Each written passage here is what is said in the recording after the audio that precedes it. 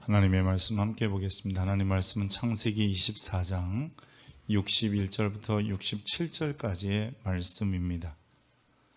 구약성경 33면 혹은 34면에 있는 창세기 24장 61절부터 67절까지의 말씀입니다. 이 계시의 말씀을 읽을 때 하나님의 음성이 들려지길 바랍니다. 리브가가 일어나 여자 종들과 함께 낙타를 타고 그 사람을 따라가니 그 종이 리브가를 데리고 가니라. 그때에 이삭이 브엘라 헤로이에서 왔으니 그가 네게부 지역에 거주하였음이라. 이삭이 저물 때에 들에 나가 묵상하다가 눈을 들어보매 낙타들이 오는지라. 리브가가 눈을 들어 이삭을 바라보고 낙타에서 내려 종에게 말하되 들에서 배회하다가 우리에게로 마주 오는 자가 누구냐? 종이 이르되 이는 내 주인이니이다. 리브가가 너울을 가지고 자기의 얼굴을 가리더라. 종이 그 행한 일을 다 이삭에게 아뢰매 이삭이 리브가를 인도하여 그의 어머니 사라의 장막으로 드리고 그를 맞이하여 아내로 삼고 사랑하였으니 이삭이 그의 어머니를 장례한 후에 위로를 얻었더라. 아멘. 이것은 하나님의 말씀입니다. 한 교회에 출석하는 권사님 한 분이 계셨습니다. 이 권사님이 끈질기게 남편을 전도해서 남편이 이제 막 교회에 출석한 지 얼마 되지 않아 이제 집사라는 이름도 달게 되었습니다. 어느 날 밤 자정이 가까웠는데 이 남편분이 과속으로 차를 몰고 집에 가다가 교통경찰에게 걸렸습니다. 밤중에 어디를 가시는데 이렇게 급하게 가십니까? 죄송합니다. 급해서 그랬습니다. 아니 이 밤중에 어디 가기에 그렇게 급합니까? 그러면서 이제 경찰이 운전면허증을 받아들었습니다. 예, 강연 들으러 갑니다. 아니 이 밤중에 어디서 강연을 한단 말입니까? 그랬더니 그 운전면허를 가리키면서 거기 있는 주소로 갑니다. 그러니까 보니까 자기 이 집사람 주소잖아요. 아니 이것은 선생님 집 아닙니까? 네 맞습니다. 바로 그 집입니다. 아니 강사가 누구길래 이 늦은 밤에 와서 강의를 합니까? 네, 강사는 바로 제 마누라입니다. 웃지 않은 소리에 안 웃으면 어떻게 해야 되는지 잘 모르겠어요. 제가 원래 진지해서 그런가 봐요. 참 가정이라고 하는 것이 여러 가지의 역할을 해요. 근데 이 가정의 다른 말을 식구 혹은 가족들을 다른 말로 식구라고 표현합니다. 이 식구는 함께 식사하는 사람들이잖아요. 근데 요즘은 한 집에 살아도 가족들 모두 밥 한 끼 먹는 게 쉽지 않아요. 또 먹는다 해도 저마다 핸드폰 들고 있으면서 각자 다른 일 하는 것을 보게 됩니다. 패밀리 레스토랑에 가면요, 이 가족 단위로 와서 식사하는 분들을 이렇게 보게 돼요. 근데 이 가족이 얼마나 행복한 가정인지 아닌지를 알 수 있는 것은 이 밥 먹을 때 그 핸드폰 다 뒤집어 놓고 서로 대화하느냐 아니면 그저 밥을 기다리면서 핸드폰 보면서 각자 대화하는 거예요. 핸드폰 안에 있는 사람하고. 어쨌든 이러냐에 따라서 달라진다고 생각합니다. 가족은 함께 식탁 교제를 하면서 행복한 대화를 나누고 즐거움을 나누는 공동체이어야 되는데 어느 순간부터 핸드폰 보고 있는 것을 보면서 참 씁쓸하다라는 생각이 듭니다. 이런 가정들, 그러니까 잔소리 많은 가정, 시끄러운 가정, 복잡한 가정, 이런 게 우리네 가정만이 그런 게 아니라 성경에 나타난 가정들도 우리와 별반 다른 게 없어요. 예를 들어서 어미를 잃고, 즉 어머니 보내고 슬퍼하는 아들의 모습, 이 오늘 본문에 등장하는 이삭 이야기이고요. 또 자식들 때문에 속 썩는 아버지. 여러분, 이 가지 많은 나무 바람 잘 날 없다고 야곱이 12아들이 있었으니까 그 안에 별별 녀석 다 있지 않았겠습니까? 그래서 사실 복잡합니다. 형제들끼리 싸우고 심지어는 안 좋은 일들도 행하고 뭐 이런 것들이죠. 아버지 재산 때문에 분쟁하는 자식들, 이 에서와 야곱의 전쟁이 우리는 신앙적으로 장자의 명분이라고 하지만 에서에게 있어서는 여러분이 재산권의 싸움이기도 했습니다. 자기의 신앙, 아버지의 신앙을 물려주고 싶은데 신앙은 물려받지 않는 그러한 아들들 때문에 속썩이는 부모, 즉 이스마엘과 에서가 바로 이 아브라함과 이삭의 마음을 아프게도 했습니다. 자식이 부모를 죽이려고 달려든 이 길도 있잖아요. 압살롬이 다윗을 죽이려고 해요. 바르게 자식을 교육시키지 못해서 하나님의 교회, 즉 성전과 국가에 큰 해악을 끼친 이 엘리의 두 아들 홈리와 비느하스, 예를 들어 법궤도 빼앗기고 블레셋과의 전쟁도 패전하게 됩니다. 지나친 자식 사랑에 눈이 멀어서 오히려 자기 아들 요나단에게 왕권을 물려주려고 사위인 다윗을 죽이려고 했던 사울 같은 사람, 오라비를 잃고 슬퍼하는 나사로의 가정, 아들을 잃은 수넴 여인의 가정, 장모의 열병을 걱정하는 베드로의 가정뿐만 아니라 자식이 나면서부터 장애인으로 태어나 참 여러 사회적인 지탄을 받는 가정 등등, 오늘날 우리가 사는 삶의 모습들과 너무 유사하다는 생각이 듭니다. 그런데 이들 모두가 우리가 잘 아는 믿음의 가정들이고요, 그래도 신앙이라고 하면 그래도 앞줄 설 수 있는 그런 사람들의 가정들이었습니다. 만약 그들이 이방인의 가정이나 아니면 하나님께 버림받은 사람들이 그랬다 그러면 우리가 이해할 수 있는데, 왜 믿음의 가정, 선민의 가정, 하나님의 백성의 가정 속에 이런 일들이 계속 일어나는가? 어쩌면 그래서 그런지 우리가 이러한 가정들을 보면서 위로도 되고요, 우리하고 별반 다름이 없다, 비슷하다, 이런 생각도 갖게 됩니다. 오늘 본문으로 좀 돌아오면 이삭이 아버지 아브라함의 아내이며 자신의 어머니인 사라를 잃은 슬픔 속에 깊이 빠져 있었습니다. 이 슬픔을 누구도 위로해 줄 수 없어서 그는 늘 이 슬플 때마다 이 넓은 들녘에 나가서 배회하고 이 생각 저 생각에 상념에 잠기기도 했습니다. 어머니를 잃은 슬픔, 여러분 이것을 겪어본 사람들은 다 압니다. 내 나이에 상관없어요. 내가 나이가 많아도요, 그래도 어머니를 잃은 빈자리를 채울 수가 없더라고요.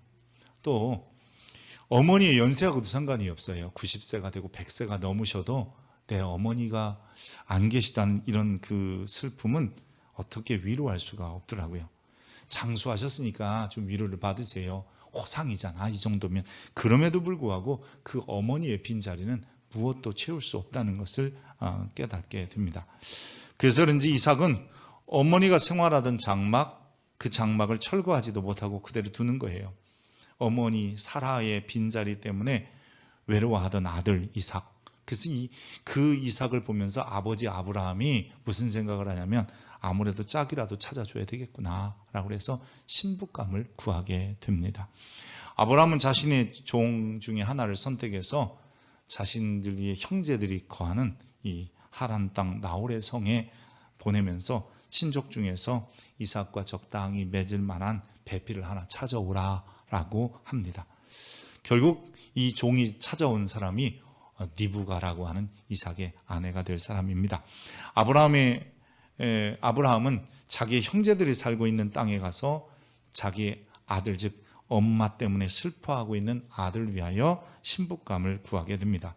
이 아브라함의 종이 주인의 하나님, 즉 여호와께서 주인에게 은혜를 베푸시고 주인의 아들인 이삭에게 좋은 신부감을 만나게 해주실 것이라는 믿음을 가지고 그곳까지 가면서 무슨 생각을 하냐면요, 혹여나 한 소녀가 이렇게 오는데 내가 우물가에 앉아 있다가 그 소녀에게 나에게 물 좀 마실 수 있겠느냐, 즉 물 좀 달라 그러면 이 소녀가 네, 물 드세요 그러면서 그냥 기다렸다가 가면 탈락이고, 혹여나 그 이야기를 했는데 나한테 물을 주면서 동시에 내가 당신과 함께 있는 사람들 뿐만 아니라 당신의 낙타에게도 물을 길러주겠습니다 라고 말하면 그 사람은 하나님이 나를 위하여, 즉 내 주인의 종 아브라함의 아들 이삭을 위하여 예비한 신부감이다 라고 생각하기로 했습니다.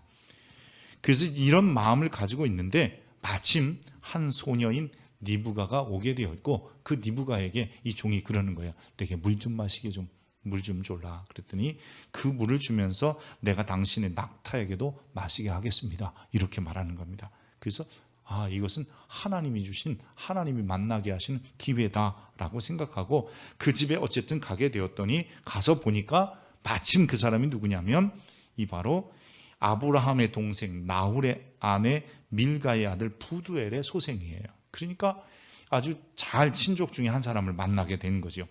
아브라함의 종은 리브가의 집에 들어가서 이제 자초지정을 다 설명을 하고, 이래서 내가 이 아브라함 내 주인의 아들인 이삭을 위하여 신부감을 얻으러 왔습니다. 그리고 나서 그날 밤 거기서 유숙하고요, 하루 자고 나서 그 다음 날 이 종이 뭐라 그러냐면 이제는 돌아가서 아브라함에게 내 주인에게 돌아가야 되겠습니다 라고 말을 합니다. 그러자 리브가의 어머니 오라비, 특별히 이 오라비가 나중에 여러분이 이름을 듣게 될 이 야곱이라는 사람의 외삼촌 나반이에요. 이 나반이 뭐라냐면 펄쩍 뛰면서 아니 그래도 그렇지 어떻게 뭐 하루도 이틀도 우리에게 이별에 할 수 있는 헤어지는 이런 정을 나눌 수 있는 시간도 안 주고 곧바로 가고자 하느냐, 열흘만 기회를 줘라, 최소한 그래야 되지 않냐. 그랬더니 이 종이 아닙니다, 가야 합니다. 이 아브라함이 기다리고 이 먼 노정 속에서 이삭도 기다릴 텐데. 그래서 결국 이 어머니와 그리고 그 오라비가 뭐라 했냐면 그러면 리브가를 불러서 물어봅시다. 그래서 리브가를 불러왔어요. 너 이 사람이 이렇게 말하는데 이 사람들과 함께 가르느냐? 라고 질문해요. 그랬더니 리브가가 가겠나이다 대답을 하는 거예요. 그리고 결국 그를 일어나서 그를 따라서 가게 됩니다. 리브가는 아브라함의 종을 따라서 얼굴 한 번 보지 못한 신랑 될 남편, 즉 남편 될 이삭이 거주하던 브엘라 헤로이까지 이 긴 여행을 하게 됩니다. 결국 저들이 브엘라 헤로이에 가까이 왔을 때에 멀리서 이삭이 그건 분명히 자기 아버지가 보낸 종들의 일행이다. 그리고 낙타의 모습이나 아니면 사람의 순환을 보니까 틀림없다. 그래서 이 리브가를 즉 신부를 맞으러 그곳으로 달려갑니다. 두 사람이 아직 한 번도 만나보지 못했고 처음 만난 것이기 때문에 리브가는 신부잖아요. 쑥스러워서 그런지 당시의 예대로 너울을 가지고 자기 얼굴을 이렇게 가렸다라고 성경은 기록합니다. 이삭은 리브가를 맞아서 아내로 삼고 자기 어머니의 장막, 즉 사라의 장막을 내어줌으로 이제는 안주인으로 삼게 됩니다. 그리고 어머니 사라의 죽음으로 인한 슬픔을 위로받았다 이렇게 말합니다. 이 아브라함의 가정과 이삭의 가정, 이삭의 모습, 이것을 통해서 어쩌면 오늘 우리들도 이와 비슷한 슬픔, 때로는 사별을 하기도 하고 때로는 부모님을 떠나보내기도 하고 이런 슬픔의 자리 가운데서 또 때로는 여러 가지 삶의 형편들 때문에 위로가 필요한 우리들에게 위로의 말씀을 좀 들었으면 좋겠습니다. 사실 누군가를 떠나보낸 그 자리 언제나 허전하고 외롭기 마련입니다. 특별히 부모님이나 사랑하는 이를 떠나보낸 빈자리는 얼마나 우리에게 가슴을 아프게 하는지 모릅니다. 어떤 분들은 너무 아파서 너무 슬퍼서 삶을 포기하고요, 그냥 우울증에 혹은 마치 이렇게 은둔하는 것처럼 방 속에 폭 박혀서 아니면 집안에 있어서 안 나가는 분들도 계시더라고요. 한동안 방황하기도 하는 분들도 있고요, 늘 허전한 구석을 메울 수 없어서 슬픔에 사는 분도 있고 심지어는 죽고 싶다 그런 말을 하시는 분들도 들어보았습니다. 그럴 때 이삭이 어떻게 했는가? 오늘 본문에 보니까 이삭이 이렇게 했다고 그래요. 이삭은 들에 나가 묵상하다가 들에 나가서 많은 생각을 했다 이런 뜻입니다. 사실 여기서 말하는 묵상은요, 하나님의 말씀을 묵상했다 그런 묵상은 아닙니다. 성경에 딱 한 번 쓰여진 단어인데 이 말은 숙고하다, 깊이 생각하다 그런 거예요. 어머니의 죽음도 생각했고 앞으로는 이제 아버지로부터 아브라함으로부터 독립해야 된다는 생각도 자기가 할 수밖에 없었고, 그리고 이제 결혼 생활을 하면 심지어는 새로운 신부가 오면 그 신부가 어떤 사람인지, 어떤 성격의 사람인지, 성품의 사람인지 뭐 이런 것도 몰랐을 테니까 여러 가지 생각 속에 빠지게 되는 겁니다. 여러분, 여러 가지 생각 속에 지금 이삭이 있는 거예요. 그 여러 가지 생각 속에서 그래도 떨칠 수 없는 이별의 슬픔, 또 독립해야 된다는 마음, 그리고 새로운 사람에 대한 두려움, 이런 것들이 다 있었던 것이죠. 사실 우리도 이런 마음이 종종 들게 돼요. 새로운 일을 한다든지 아니면 이 떠난 분들에 대한 깊은 그 애정이라든지 아니면 또 무슨 일들에 대한 그런 집착이나 심한 이런 것들 때문에 우리도 깊이 생각하게 되는 경우가 많이 있습니다. 여러분, 그럴 때에 그 깊은 생각 끝이 무엇일까를 우리가 다시 한번 점검해 봐야 합니다. 우리의 생각의 끝은 어디인가? 이삭은 그의 생애 속을 통해서 보면 여러분, 이 모리아 산에 올라갈 때부터 시작해서 그의 생각의 끝은 언제 하나님이 계셨다는 생각을 나중에 갖게 되는데, 그건 또 다음에 한번 설명하게 하고요. 분명한 것은 우리들도 여러 가지 상황 속에서 특별히 이별과 슬픔과 아픔과 마음속에 이 해결할 수 없는 이런 문제들을 가지고 뭔가 깊이 생각할 때 그 생각의 끝이 무엇입니까? 우리 그리스도인들은 최소한 생각의 끝은 여러분 그것이 하나님께서 나를 향하여 어떤 일을 이루실 것인가가 우리의 생각의 끝이어야 합니다. 종종 그 생각의 끝을 잘못 찾으면 죽어버리자, 아니면 아이고 나는 세상에 필요 없는 존재야, 아니면 다 인생은 허무해 라고 생각하면 안 된다는 거예요. 오늘 이 이삭이 생각하고 묵상한 것은, 여러분 묵상한 것은 뭐 말씀을 묵상한 것도 아니지만 그냥 여러 가지 일들로 깊이 생각하면서 그 생각의 끝을 향하여 가고 있었는데, 그 생각의 끝에 하나님께서 예비한 신부를 만나는 소리를 듣게 되는 거예요. 다시 한번 얘기해 볼게요. 오늘 우리들의 생각의 끝에서 하나님께서 우리에게 하신 일들의 소리를 들어야 합니다. 그래서 오늘 본문에 그 생각하는 중에 종이 그 행한 일을 다 이삭에게 아뢰되라고 되어 있어요. 그러니까 지금 이 종이 가서 순적하게 그 여인을 만난 이야기와 또 이 여인이 아니 하루도 안 됐는데 보지도 못한 사람을 신랑 삼고자 따라가겠다고 나서는 이런 모습을 들으면서 이것은 하나님이 내게 해주신 것이다 라고 하는 거죠. 이것은 하나님께서 역사하시는 것이다 라는 것을 결론으로 내린 거잖아요. 오늘도 마찬가지입니다. 우리 속에서 수많은 고민과 근심과 걱정이 생각날 때에, 혹은 특별히 죽음이라고 하는 그런 아픔 때문에 고민하고 있다면, 그때 주님께서 하시는 마지막 결론은 뭐냐면 나는 부활이요 생명이니 죽어도 살겠고 영원히 살아서 믿는 자는 영원히 죽지 아니하리라 하시는 음성이 여러분의 결론이었으면 좋겠어요. 여러분 때로는 내 사업이나 일터나 직장에서 또한 삶의 형편이 정말 괴롭고 힘들고 어려울 때에 여러분 이런 말씀을, 너 염려하고 근심하지 말라, 내가 너를 도우리라.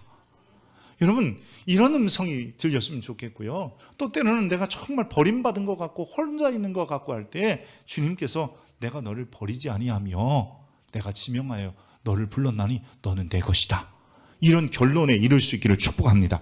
생각이 많은 것 자체가 나쁜 게 아니라 생각의 결론을 무엇으로 내리냐가 중요하다는 거예요.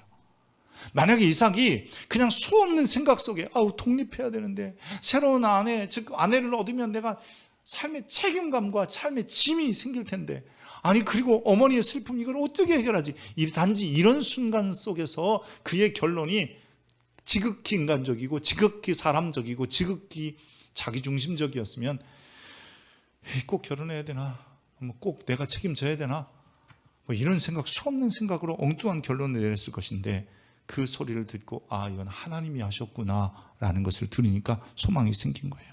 특별히 여러분 우리에게 이별의 슬픔이 밀려올 때 우리는 주의 부활을 기억할 수 있기를 바랍니다. 부활이라는 것은 다른 말로 천국의 소망이에요. 그래서 주님께서 나는 부활의 첫 열매라고 한 것은 그분이 부활하셨다면 나도 부활할 수 있다는 소망을 갖게 되는 것이지요. 그래서 우리 성도들이 특별히 이별의 슬픔, 부모님이나 아니면 가족들과의 헤어짐의 슬픔이 있었다면 한번 기억하십시오. 다시 한번 만날 소망이 있다. 오늘날 여러분이 수많은 어려움 속에서 지금 복잡해 합니까? 그러면 그 복잡한 가운데서도 마지막 주님께서 우리에게 뭐라고 결론을 내리시는지를 여러분 바라볼 수 있고요. 또 이 가족이라고 하는 공동체는 뭐냐면 그 이야기를 서로 밥 먹어가면서 서로 대화하면서 그냥 같이 여행하면서 그 이야기를, 즉 결론을 하나님이 원하는 식으로 하나님이 원하는 의도로 찾게 해주는 게 가족인 거예요. 아내가 고민하고 있을 때, 남편이 고민하고 있을 때, 자녀들이 힘들어할 때, 부모가 걱정하고 있을 때 결국 우리들이 함께 대화하고 즐거운 시간을 갖는 이유는 그것을 통해서 하나님이 원하시는 결론을 얻어가는 데 있는 겁니다. 주님이 특별히 이별의 슬픔 있는 가정에게 이렇게 말씀하셔요. 나는 부활이고 생명이니까 내가 천국을 예비했고 그곳에서 다시 만날 거니까 그것 때문에 고민하지 말라. 여러분 오늘 우리들이 어렵고 힘들 때 많은 생각 괜찮아요. 그러나 그 생각에서 종국적으로 주님이 원하시는, 그리고 천국에 대한 소망을 가지고 이별의 슬픔마저도 극복할 수 있는 가족들 되시기를 축복합니다. 이삭은 슬픔 중에 니브가를 결국 아내를 맞이하고 어머니가 거주하던 장막에 니브가를 살도록 합니다. 사라의 장막은 원래 안주인 이런 의미가 있는 거예요. 그 장막을 갖는다는 것은 안주인이 된다 이런 의미입니다. 왜냐하면 아브라함에게는 이 사라 이후에 다른 아내들을 두기도 했습니다. 그럼에도 불구하고 그 주의 자리를 그 안주인의 장막은 리브가가 얻게 되는 것을 보게 됩니다. 이로 인해서 이삭은 이제 이런 의미를 가지는 거예요. 나는 이제 앞으로 이 장막에 안주인이 들어왔으니까 이 사람이가 아니라 이 사람을 통해서 우리 가솔들을 다스려야 되고 내가 그리고 부양해야 된다는 이런 책임감을 갖게 된 것입니다. 더욱이 리브가는 성실한 여인이잖아요. 결혼 전 하란 땅에서 그저 물 좀 달라고 하는 사람, 아직 누군지도 모르는데 그 사람에게 물만이 아니라 그 종과 낙타들에게까지 물을 길러준 여인이고, 또한 그가 아브라함의 아들 이삭의 아내 될 사람으로 또 그것을 구하기 위해서 왔다는 이 소리를 들으면서 리브가는 하루도 머물지 않고 결단력 있게 그를 따라 나선 여인이었습니다.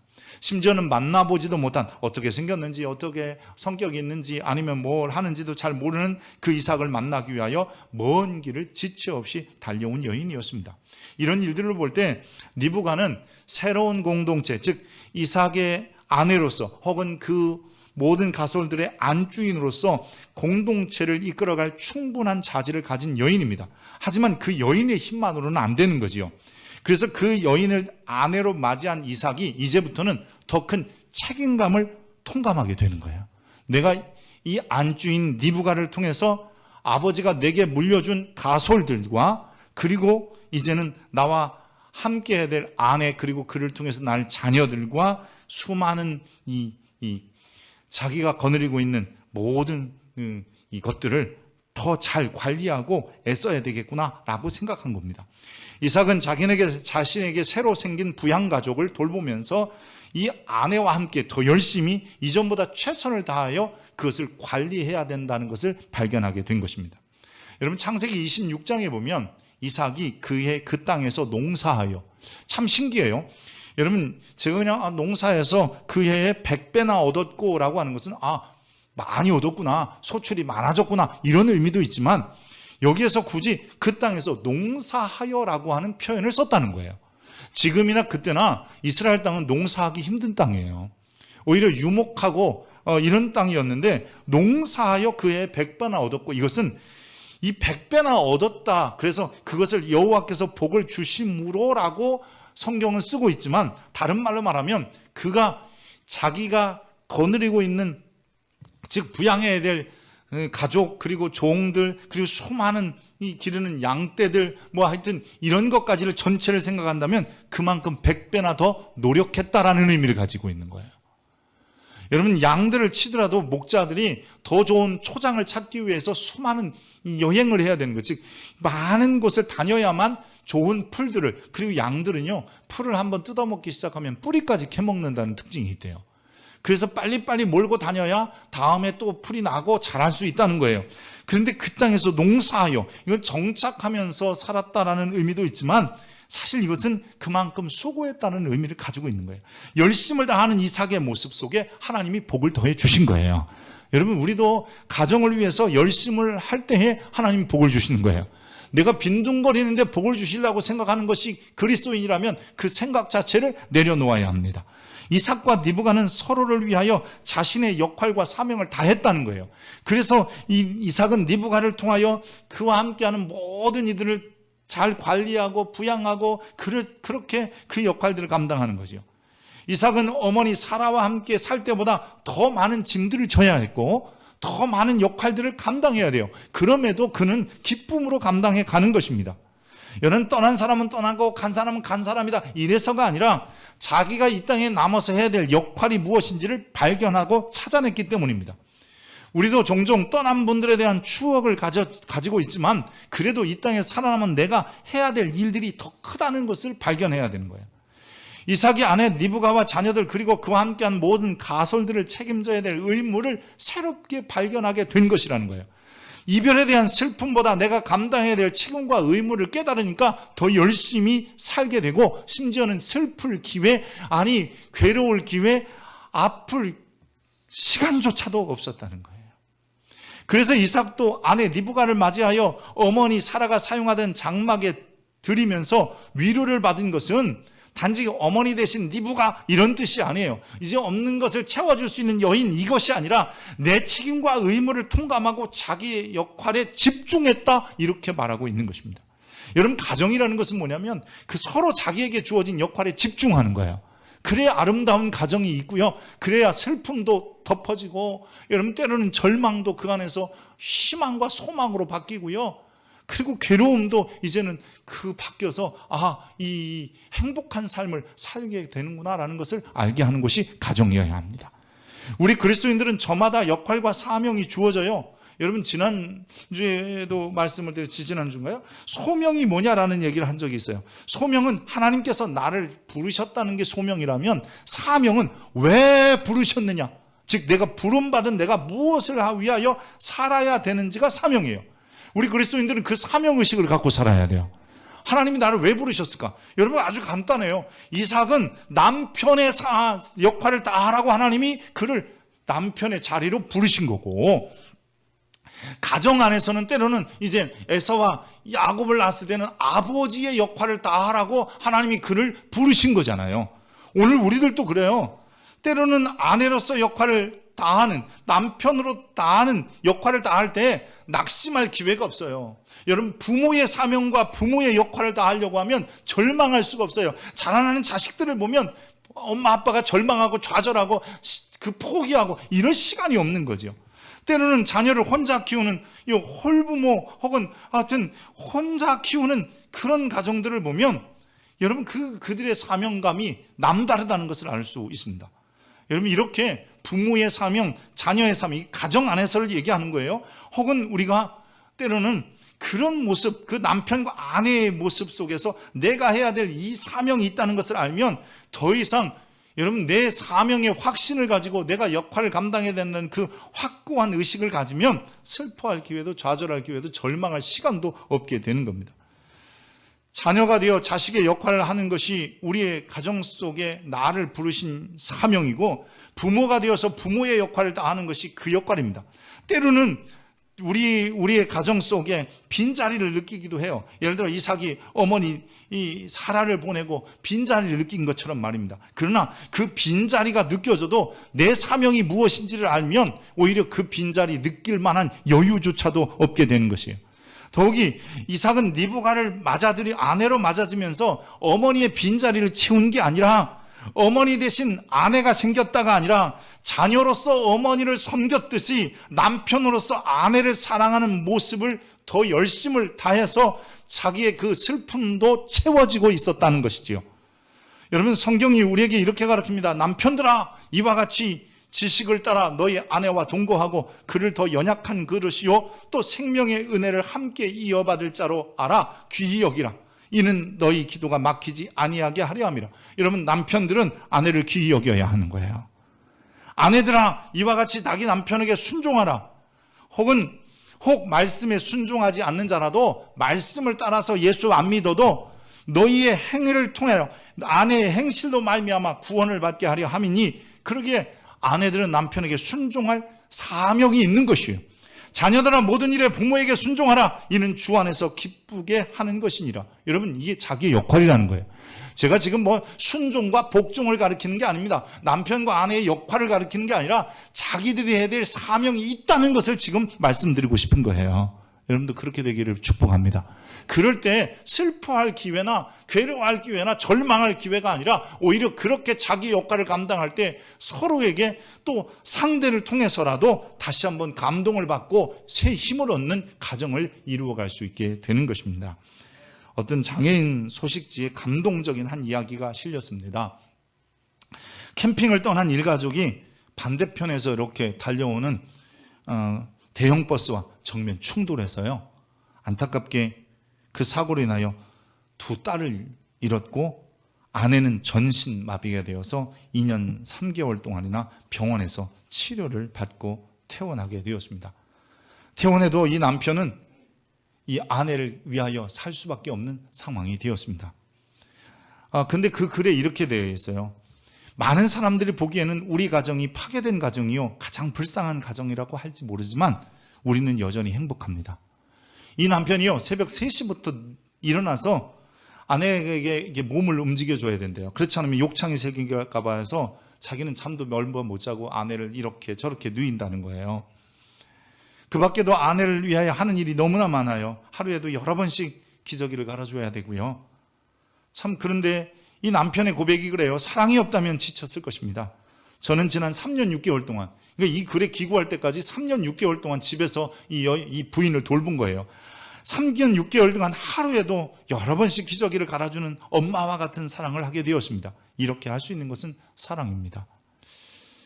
남편이 아내를 사랑하는 모습, 아내는 남편을 위한 헌신의 모습, 또 부모가 자녀를 위해서 하는 모습, 여러분 그것이 곧 우리에게 하나님이 가정 안에서 주시는 사명이라는 것이고, 그것을 깨닫고 감당할 때에 슬프고 외롭고 괴로운 것이 아니라 행복해질 수 있다는 거죠.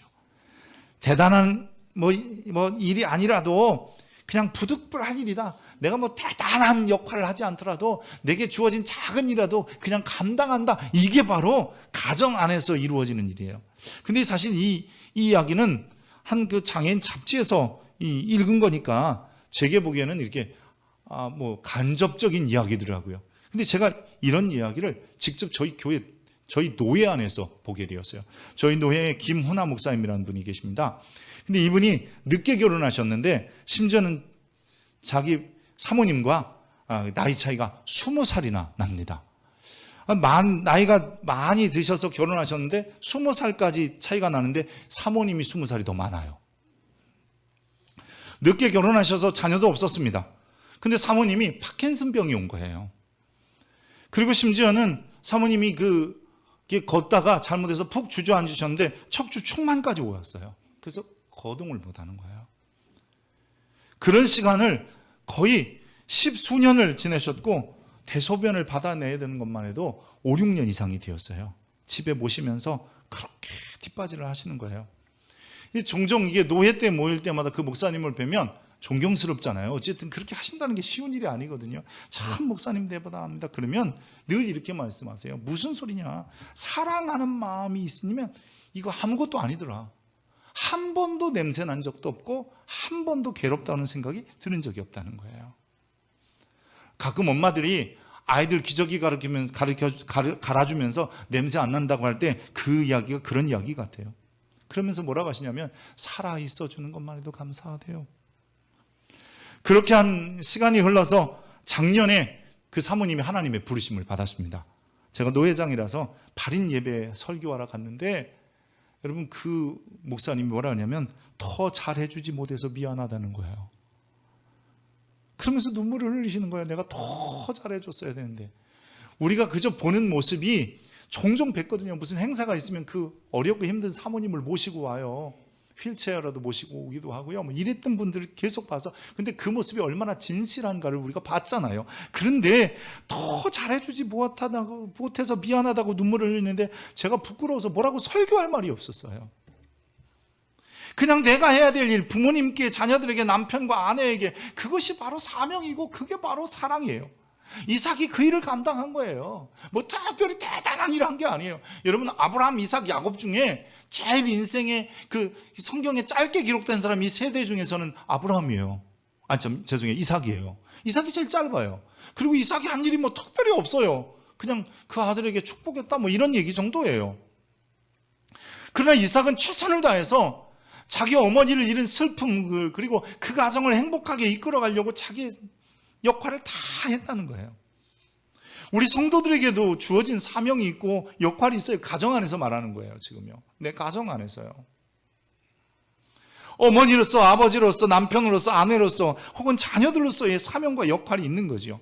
그럴 때에 우리가 수많은 생각을 갖게 하고 그것 때문에 수없이 고민하고 할 때 그 고민의 끝에는 언제나 주님이 원하시는 사고, 주님이 내게 무엇을 원하시는지, 그리고 그 고민 끝에 내가 어떤 사명을 감당해야 되는지를 결론을 냈으면 좋겠어요. 심지어 이제 요즘 현대에 1인 가정도 많고요. 독거하시는 분들도 많이 있습니다. 그러다 보면 나는 참 대화할 사람도 없고 위로해 줄 사람도 없고 내가 어떤 사명을 감당해야 될 그런 역할도 다 못하겠어. 이런 분들도 종종 있습니다. 여러분 그렇다면 그런 우리 성도님들은 기억해 보십시오. 하나님께서 우리에게 새로운 교회 공동체를 주셨잖아요. 교회 공동체가 바로 그렇게 함께 생각하면서 특별히 죽음이라는 것을 생각할 때마다 부활과 천국에 대한 소망을 갖게 하는 것이고, 이 교회 공동체 안에서 내가 자녀들 멀리 있어서, 때로는 자녀들이 없어서, 또 때로는 부모님을 먼저 떠나보내서 나는 부모님에게 할 수 없거든. 교회 공동체 안에서 연세 드신 분은 부모님처럼, 여러분, 그리고 나이가 어린 사람들은 자녀들처럼 돌보고 그 사명도 감당할 수 있기를 바랍니다. 그럴 때 우리가요, 슬플 시간도 없고요, 걱정할 시간도 없고요, 절망할 시간도 없는 거예요. 여러분, 그렇게 되길 주의 이름으로 축복합니다. 기도하겠습니다. 고마우신 하나님, 이 시대를 살아가면서 정말 슬픔을 만나기도 하고, 어려움을 만나기도 하고, 답답한 일을 만나기도 하고, 부모님을 떠나보내서 나는 이제 고아가 됐는가 보다 이런 생각 때문에 참 한쪽으로는 미안하고 죄송하고 송구한 마음도 가득합니다. 하나님, 그렇게 수많은 생각 속에서 결론은 언제나 주님이 원하는 의도를 찾게 하시고, 특별히 이별의 슬픔 때문에 오늘도 어려워하는 성도들이 있거든. 주님 원하옵니다. 부활의 소망과 천국의 소망을 가지고 위로를 받게 하여 주시고, 이제는 살아있는 가족들에게, 함께하는 가족들에게 어떻게 하면 더 사랑하고 어떻게 하면 더 내 역할을 감당할 것인가를 발견하여 최선을 다하는 일들이 있게 하여 주옵소서. 대단한 일이 아니어도 묵묵히 내가 해야 될 일, 아버지의 역할, 어머니의 역할, 남편과 아내의 역할, 자녀들의 역할과 사명을 다하게 하시고, 때로는 그런 환경이 없거든 교회 공동체 안에서 새로운 가족들에게 그 역할을 다하며 사는 우리 성도들 되게 하여 주옵소서. 하늘의 위로 있기를 원합니다. 예수 그리스도 이름으로 기도합니다. 아멘.